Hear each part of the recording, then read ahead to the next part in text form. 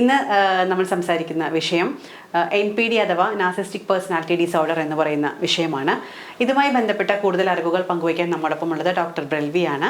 അദ്ദേഹം എറണാകുളം പനമ്പള്ളി നഗറിലെ talking cure എന്ന് പറയുന്ന കൗൺസിലിംഗ് സെൻറ്റർ നടത്തുകയാണ്. ഒപ്പം കൊച്ചിൻ ദേവസ്വം ബോർഡിൻ്റെ കീഴിലുള്ള ചോറ്റാനിക്കര ക്ഷേത്രത്തിൽ 2 വർഷത്തിലേറെയായി കൗൺസിലിംഗ് സൈക്കോളജിസ്റ്റായി വർക്ക് ചെയ്യുന്നുണ്ട്. ഡോക്ടർ, അപ്പോൾ ഈ ഒരു ഷോയിലേക്ക് സ്വാഗതം. ഡോക്ടർ, ഇപ്പോൾ ഡോക്ടർ പറഞ്ഞല്ലോ പലപ്പോഴും ഈ വ്യക്തികൾ തിരിച്ചറിയുന്നില്ല.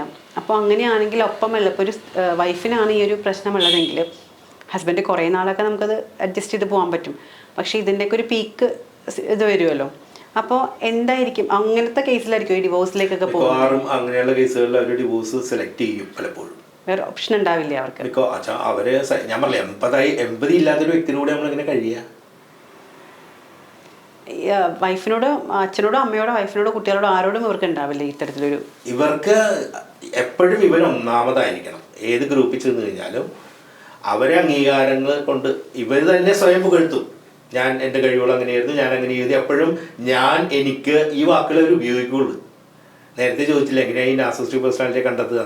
ഇവർ പറയും, ഇവരുടെ സംസാരത്തിൽ ഞാൻ എന്ത് കാര്യം സംസാരം വരുമ്പോഴും അപ്പോൾ അവരെന്ത് ചെയ്യും, ഞാൻ അങ്ങനെയായിരുന്നു, ഞാൻ എങ്ങനെയായിരുന്നു, ഞാൻ ഇത് ചെയ്തിട്ടുണ്ട്, അവർക്ക് കഴിവില്ല, ഞാനാണ് എല്ലാം ചെയ്തിരുന്നത്, ഇങ്ങനെ പറയും. സെൽഫ് ഇമ്പോർട്ടൻസ് വളരെ കൂടുതലായിരിക്കും.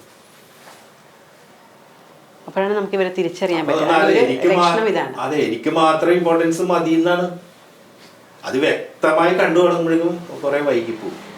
അതേ പറഞ്ഞ മിക്കവാറും പ്രായം ചെല്ലുന്ന സമയങ്ങളിൽ ചിലപ്പോൾ ചുറ്റുമുള്ളവർ ഇതൊക്കെ തിരിച്ചറിയാൻ തുടങ്ങും. അപ്പോൾ പക്ഷെ അവിടെ ഇത് അവർക്ക് തോൽവി ഉണ്ടാവുമെന്ന് ചോദിച്ചാൽ ഉണ്ടാകാൻ വഴിയില്ല. കാരണം അവർക്ക് ജീവിക്കാൻ അറിയാവുന്ന ആൾക്കാരാണ്.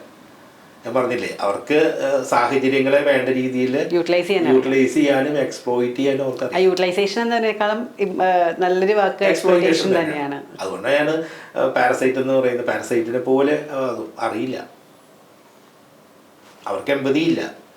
അവരെ ഹെൽപ്പ് ചെയ്യുന്നൊരു വ്യക്തിയാണെന്നുള്ള ചിന്തയൊന്നും അവർക്കുണ്ടാവില്ല.